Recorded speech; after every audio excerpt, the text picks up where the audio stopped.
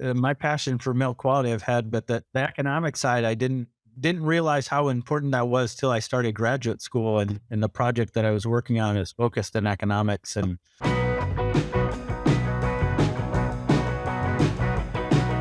Good afternoon, and welcome to the Dairy Podcast Show. This morning, afternoon, depending on where you're listening, we're happy to welcome Derek Nolan. Derek is assistant professor and extension specialist in the Department of Animal Science at the University of Illinois. And welcome, Derek. How are you today? good, yeah, thank you for having me. I'm excited about our conversation. Likewise. So Derek and I had a few minutes to catch up before this recording. I haven't met Derek before, but interesting background and really interested in his work and extension work, really looking into the economics of recommendation. So we know that many publications that we see show the biological benefits of implementation of a strategy or potentially a product or supplement, but oftentimes lack the economic evaluation and rigor. Is this something that we should implement commercially on our dairies from an economic standpoint? So Derek, with that, if you could give a little bit of background to the audience of how you ended up in dairy, I guess by birth it sounds, and then how you got to where you are today. Yeah, great. So I grew up on a dairy farm in Northeast Iowa.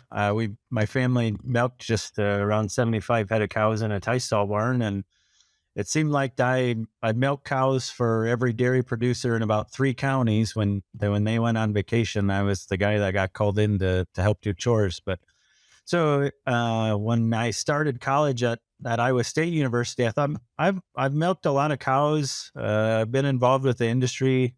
I might want to try something else. I think that lasted about 2 months before I was like, I really miss the cows, and I really miss the working with producers in the dairy industry. So I changed my major to dairy science at Iowa State and never looked back. While I was at Iowa State studying dairy science, I really gained an interest in milk quality.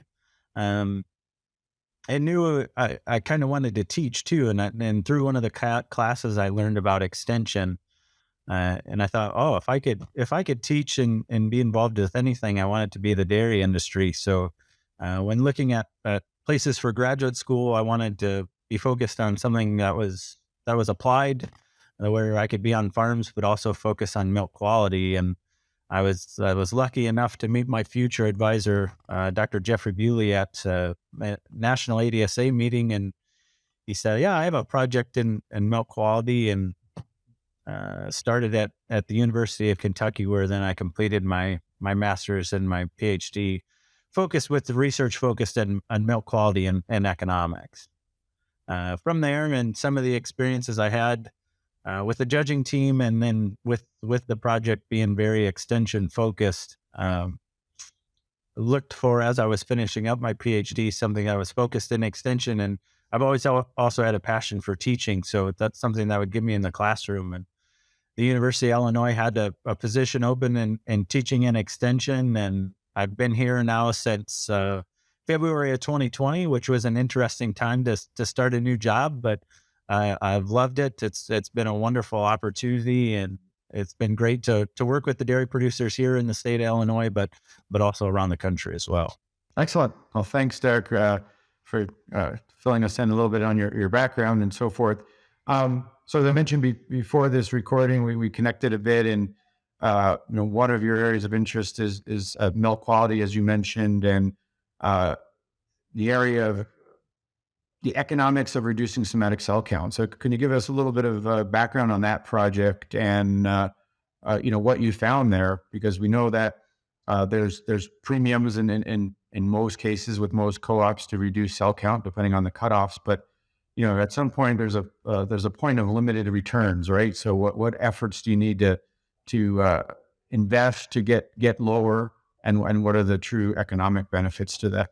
Yeah, of course. So my passion for milk quality I've had, but the economic side, I didn't realize how important that was till I started graduate school, and the project that I was working on is focused in economics. And um, so when I was at the University of Kentucky, I was involved in a USDA funded project called the Southeast Quality Milk Initiative. And with that, we knew the somatic cell count in the Southeast region was always the highest on average compared to other regions in the US. And the main goal of that project was kind of to determine why. And then my area was focused on if we can benefit and reduce our somatic cell counts, what kind of economic benefit can that have for the farm? But our interest really came of we many of the producers around the country and in the southeast, they had a really low somatic cell count, but they only wanted to get lower. And I thought, is there an economic benefit to that? If my somatic cell count's at under 200,000 or around 100,000, is it financially feasible for the farm to reduce their somatic cell count? So what we did to kind of help answer that question is we took DRMS data and used a simulation model, and tried to determine then, at what point is the cutoff for somatic cell count, and whether or not management practices are going to pay off. So we looked at what we called three different management practices that might be low cost, medium cost, and high cost. And then looked at three different herd types too. A low somatic cell count herd that I think had a somatic cell count of around 110,000. A medium somatic cell count herd, which at that time when we were doing the project, the average for herds enrolled in DRMS was 250,000. So we used 250,000 for that average herd. And then the high somatic cell count herd had a somatic cell count, I think, of around 380,000. And the low and high somatic cell counts were based off the deviation from the average. And what we found is that the premium, if you're offered a premium for somatic cell count on your farm, that is a huge benefit to the economics of the dairy. So just in general, and some of the data that we used, if a farm could reach that premium structure in the herds that we looked at, they could gain about $10,000 more a year just from reaching that premium. Now, so and in that case too, I think the highest milk or the highest management practice we looked at was around $60 per cow per year. They could spend that $60 no problem and still make money. What we did find though, by looking at the low and the high somatic cell count herds, is that the distance that you are from that premium structure is really, really important.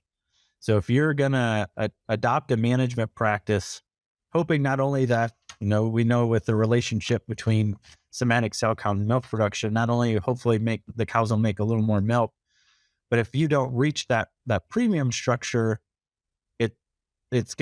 you can spend basically a lot less money to decrease your somatic cell count. Now, on the other end, what we did find is that there is still some benefit though, even though if you're not reducing, or if you're not offered a premium, there's still some benefit depending on where your herd's at in reducing your somatic cell count. So that average herd, what we found is that using the prices that we used and the benefit of increased milk production, those farms could spend around $27 per cow per year, and still see an economic benefit to reducing their somatic cell count. But again, that's when the premium wasn't offered. But when the premium was offered, they could again spend up. The max we looked at was $60, and they had no problem at seeing a return on that investment. Okay. Derek, that $10,000, that was per what size herd? Per So good question. X cows, yeah. Yeah. So the average herd, we were looking at the average herd enrolled in DRMS. I think it was for a 205 cow dairy. So, in consideration for some of the herds in the U.S., a smaller herd. but they're $10,000 for that 200 cow dairy. Okay. Yeah, and that's I like to really wrap my head around when we look at those economics. Like, yeah, per 100 cows, per 200 cows, per 1,000 cows, what have you. So Yeah, yep. that's So a yeah, that's a okay. great point. It'd have been around $10,000 per 200 cows there. So obviously some money on the table. Um, One thing you still sometimes hear here and there, and I think the literature would support that there's no negative aspect, but can you get cell count too low? We certainly have experience with clients that have cell counts under 100,000 with excellent milk quality, and we don't see train wrecks or crashes with cows. But any comments there is we don't want to get our cell count too low. No, that's a great question, and I wish we still knew the answer to that. I think actually there was just earlier this week, Hordes Dairyman had an article that had the same question. Um, so I'm kind of relaying back to some of what I read in that article. But I think the major, in short terms, no. I think the benefits outweigh the risk. I think what the that article was saying is that the only concern if it would be too low is the concern of, are the cells responding then to an intermammary infection like they should?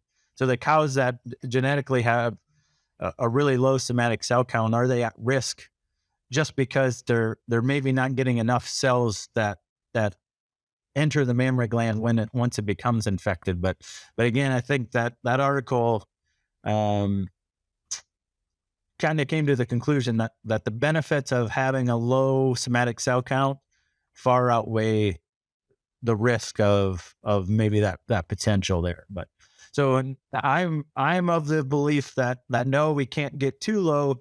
But as you said earlier, that's biologically.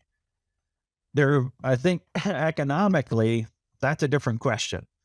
I think there does become a point where we're spending so much money on preventing, subclinical and clinical mastitis on the farm to get our somatic cell count as low as we can, that there may be a threshold now where we're spending potentially more money than we should, where it's not economically feasible.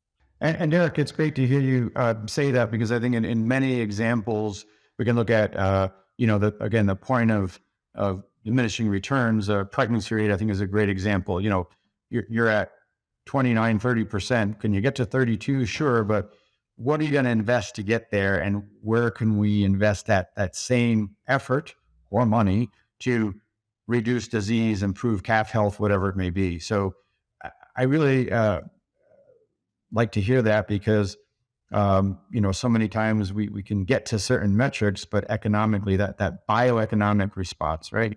What was biologically possible, but then what are the economics of that? Yeah, yeah, exactly. Yeah, and we see the same thing with somatic cell count. I mean, I have a producer right now that's at 150 and really wants it to get it as close as he can to 100. Is that is that economically feasible? Are we going to be able to pay off the investment and the time that we're going to spend trying to reach that goal? That's one of the reasons my dairy background, and I love working with dairy producers so much, is we always want to produce the highest quality product we can. But yeah, we need to think about how we can maybe spend time managing other areas of the farm too. Great. Well, thanks, Derek. You also mentioned that you're involved in some research in terms of heat stress abatement and the economics of that. So, uh, as most of the listeners know from previous conversations, I spend most of my time in Torreon, Mexico. So we're already in heat stress. It's a little cooler in the morning, but the days are 90s, and very soon here we'll be in severe heat stress in the next month, really through October. So it's something we in Mexico think of daily, even in the winter in preparation for that. So give us a little background of, some of the things you're doing for heat stress abatement. Obviously, you have a little more time in Illinois to really dig into that or wait about that, but preparation is obviously important for that. Yeah, and I think that one of the projects I'm involved with right now is we're trying to determine heat stress incidents and how that impacts the farm economically. And your last point, I think, is probably one of the most important of, yeah, right now in Illinois, we're sitting at low 50s, high 40s on a good day. But last week, there it was in the low 70s. So even though we're in late March, early April in Illinois, and we expect the weather to be a little colder, there may be days coming up very soon that some of our cows are we're going to be experiencing some heat stress events. Um, so back to your point, I don't think we can have things ready to go soon enough. And even though those days may be few and far between right now, where our cows are experiencing heat stress, as you said, I think it's important that we have the fans cleaned and ready to go, and everything prepared as much as possible. Because the really the goal of this project is is to determine now on months like April, or where we may have one or two heat stress days, how is that going to impact though the cow's lactation? So even though right now our our those days are few and far in between, if we experience a heat stress event right now, how long is it going to take that? Does it take that cow to recover? And then as we get into the summer months where they're experiencing heat stress for multiple days in a row, do we see the same impact there? So if we're doing a good job of providing heat abatement to those cows, can we, how much can we lessen that impact of that heat stress event? So one way we're doing that is looking at summer to winter ratios to get an idea of how producers may be providing different heat abatement practices. So when I was at the University of Kentucky, we did a project looking at summer to winter ratios, trying to determine, are the summer one. I think there hasn't been a really good way to determine impacts of heat stress and make it measurable for farmers to make a decision. And that's why one reason I like the summer to winter ratio so much is because we can now compare my production records in the summer compared to my production records in the winter. And hopefully that ratio is one. I don't think that's probably realistic. We want it to be as close to one as possible. But now I have a way to benchmark. If I know my summer to winter ratio is maybe less than average compared to other farms in the area, maybe I should be providing or spending some investment towards my heat abatement practices, or trying to provide heat abatement more efficiently. Um, yeah, I'm always about how can we make the information usable on farm, and I think heat abatement's been a tough one, but I really like the use of the summer winter ratios for that. So in this project that we're working on now, is we're using those individual cow summer to winter ratios to determine the potential impacts of not only the current lactation, but of future lactations, and then packaging that information at the farm level too, to try to determine best heat abatement practices on farm.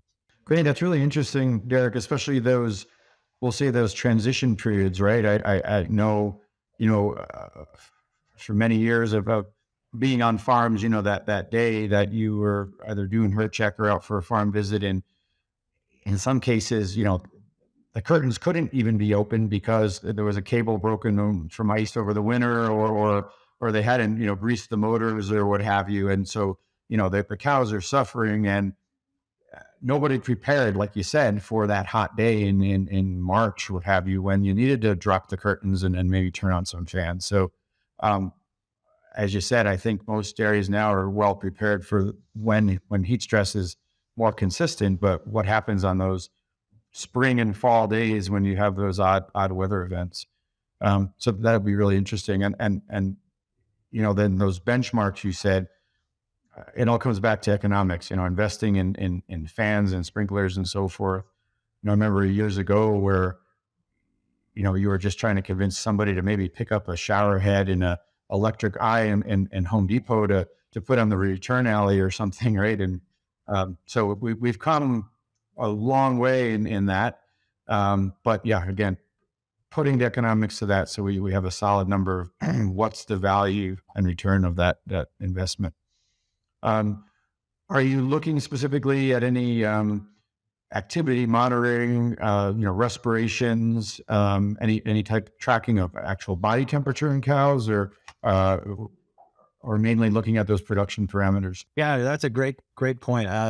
Right now, we're currently only looking at production parameters, but I think in the future, the research that we're doing, it would be really important to add those activity monitors and any data that we can get from there, because they give you a lot more information about what's going on at the cow level and what the cow is experiencing. So even if we can use those things now to better predict some of these events and how it impacts the cow, I think that's really really important, and would hopefully help us tell a more well-rounded story of the true impacts of some of these heat stress events. I think that's, yeah, really important. Excellent. And they're, really really important to hear you say, that what's directly uh, something that can be implemented at the dairy level, and that's obviously a reflection of your extension work, right? You're working with producers day to day. Is okay. This concept, this recommendation could work, but now how do we actually implement it on the dairy? How do we, if it's purchasing of equipment or just logistics, how do you make it work? So I think that's a great insight that you have. Not only the economics, but day to day. Okay, I got to bring this to a producer, and now we need to implement this before, in this case, heat stress actually happens, and make sure that this all works. Yeah, I think it comes from. I still consider myself just an old farm kid that maybe went to school for too long, and so yeah, I'd like to think I still very much have that mindset of how we can implement things on the farm and how it's going to impact what we do on the farm. I mean, from my own experience, I still try to get on as many dairies as we can, and at the university farm, if I can ever pitch in, and I still like to make sure I know how to milk cows and do those kind of things too. So, Great, great. So, in your day to day experience, you have a valued role, judging team with the students, teaching, and then extension. As you're working with producers day to day, uh, in your world, in your neck of the woods, where do you see the greatest opportunities these days? I'm sure, obviously, milk quality and heat abatement are obviously are two of those that you have interest. But what are some other areas that the listeners, obviously, each individual dairy is focusing on different areas, but where do you think some of the industry opportunities there are, the things that we really need to pay attention to as an industry? yeah, that's a good question. And um, I just see some of the things that we've been dealing with here in the state of Illinois. One of them, I mean, I think it all comes down to how we can manage the farm economically and make the best economic decisions for the farm. One that we've had a lot of interest in lately from our producer groups is just the use of cover crops. How not only we've a lot of farms have seen the benefits of what it does to their soil health, but um, using those cover crops as well for a forage for some of the animals on the farm, I think is also a great resource to be able to adapt and make our farms a little more profitable. So therefore, the agronomy side of soil health benefits, potentially erosion control, and then it's a crop that can be used economically for feeding various classes of animals. Yeah. Yep. And I think, those are the type of strategies and technologies, right, that are going to separate those farms during good and bad economic times, right, to stay competitive, right? What are those uh, out of the box, and maybe not also out of the box strategies, or looking back even, future technologies, but what was done in the past that maybe is more relevant today, or we didn't implement correctly, but does have some relevance. And again, I think that's where that using the data like you are and the economics really can show that benefit.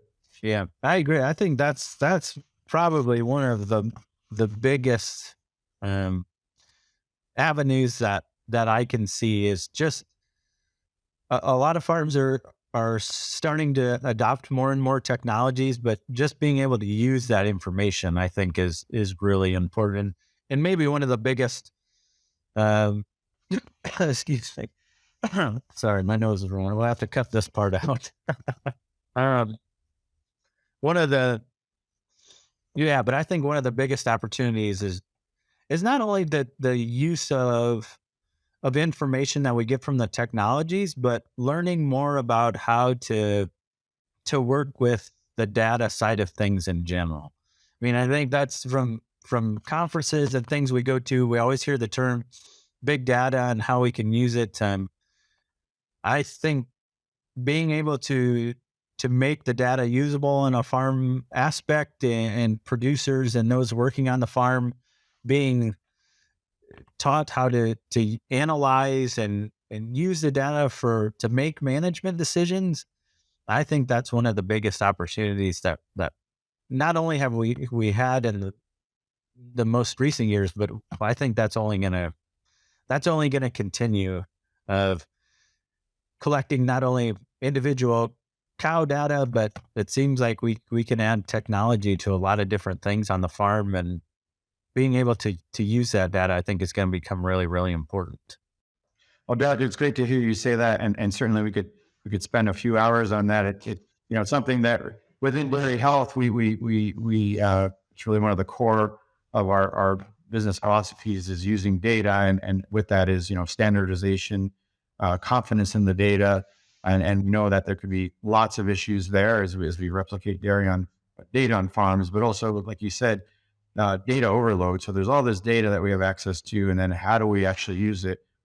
And then make correct decisions, which is so important, right? So over interpretation of the data and not making the correct decision because there's some false interpretation of what we're seeing. So uh, there's lots of opportunity there. The Wisconsin, the Dairy Brain, other groups, and softwares and so forth. But that's something likewise that we uh, hold that aspect to a high standard of making sure that the data is correct. Before we put it in some report or some benchmarking tool, is this data correct? Because we don't want to make the wrong decision. Yeah, I think too. Well, that's a great point. I think the other one too is how often should we be looking at it? So, for example, going back to thinking about on my end of milk quality, we have inline sensors now. Do we need to be looking at that every day? Probably not, because somatic cell count and things can change so quickly. Are are we maybe making a management decision that we didn't need to because we're looking at some things maybe more often than we should? I think that's going to be another one that becomes really important. Of yes, we've gotten used to and we know how to look at the data now, but how often do we need to analyze it to make decisions on the Yeah, absolutely. Yeah, what's normal variation? That's what we're really looking at. Is okay. This is the day-to-day normal variation expected in milk production or somatic cell count and so forth. And what are our alert levels? When do we have to react? And when it's great, how do we replicate that, capture that? What are we doing now that we can keep this level of production, cell count, health? And those are all really, really exciting areas and really um, process control. Oh yeah, yeah, of course. Yeah, I think it's going to be a wonderful opportunity for the farms that as long as we can use it correctly, for sure. Yeah, great, great. Well, Dad, I think we've covered some interesting topics here.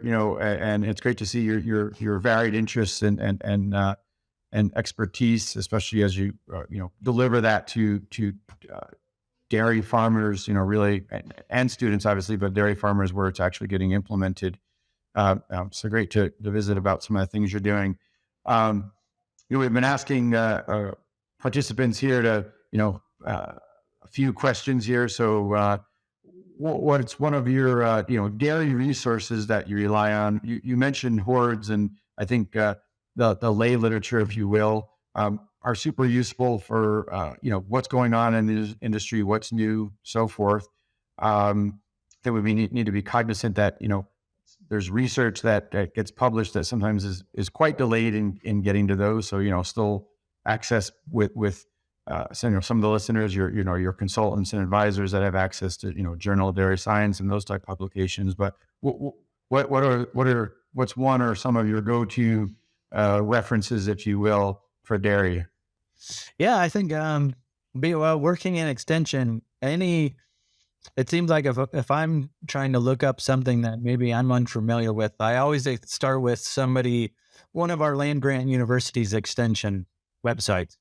So not only our own here, but and I don't want to leave any other schools out, but when I'm looking for, like I said, something that maybe I'm unfamiliar with in my background, it seems like I always start with our extension websites from our universities, because there's a lot of great extension specialists out there that are continuing to put out great information, and like you said, you're trying to relay the research that's being done to make it implement, so we can implement it on farms. So That's a great point. I think there's also plenty of smaller trials, studies that get done at the university level that get picked up by extension because they have intimate knowledge of that trial or research with some graduate students, but maybe they're a year or two or more from like JDS publication. So I think that's a great opportunity for some of that to get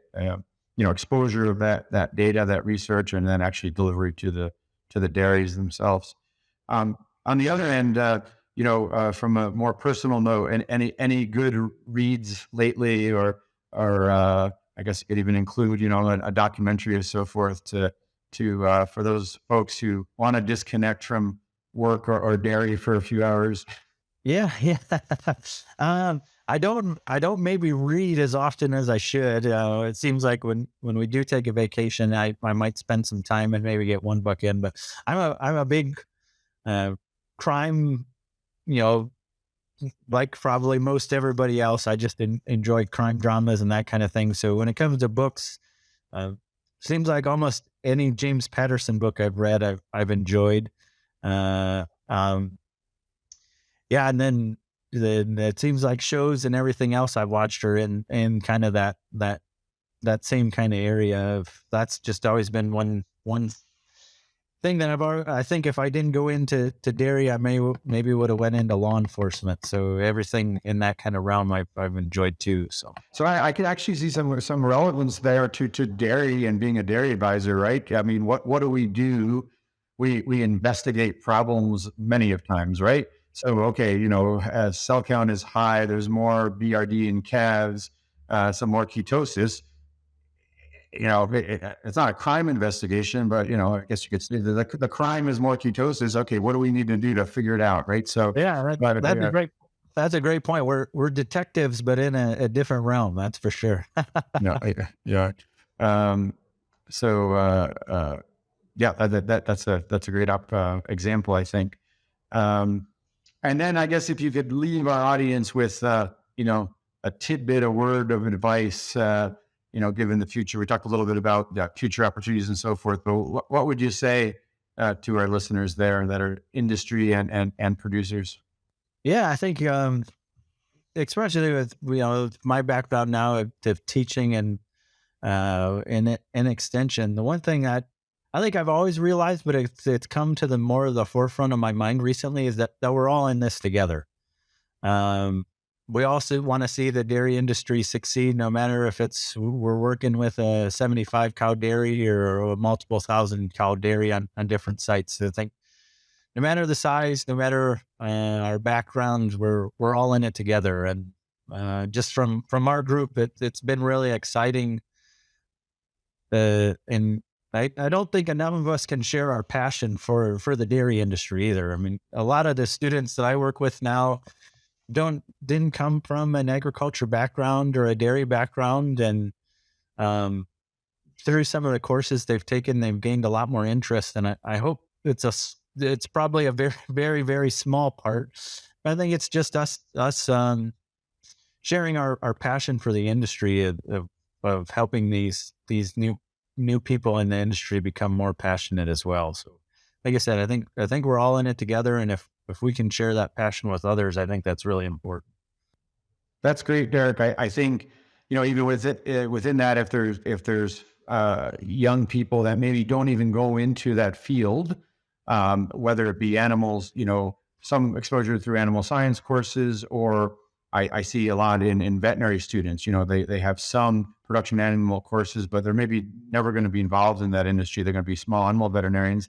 At least they have the knowledge to perhaps give the correct information about the value of animal protein, animal welfare, obviously, and then environmental concerns. Recently was speaking with a good friend's spouse who is now vegetarian, and not from any animal welfare right standpoint, but from the environmental impact. And just I said, just being educated, right, knowing truly what is the impact. Sure, there's an impact, but uh, you know.